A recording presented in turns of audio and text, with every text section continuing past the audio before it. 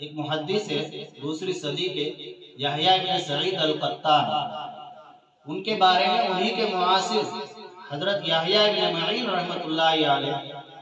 یہ بھی اسی زمانے کے، ان کی وفات 233 ہجری میں ہے، یہ فرماتے ہیں کہ یحییٰ ابن سعید القطان کا 20 سال تک معمول رہا روز ایک قرآن پڑھنا،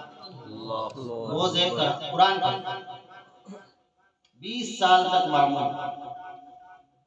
20 سن، 20 سال تک معمول رہا روز ایک قرآن کریم پڑھنا۔ اور اس سے بھی آگے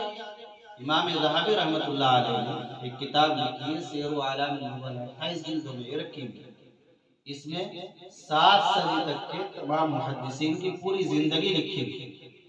علامہ انور شاہ کشمیری رحمۃ اللہ علیہ فرمایا کرتے تھے ان کے بارے میں کہ ان کا حال یہ ہے کہ جیسے یہ ایک ٹیلے پر بیٹھے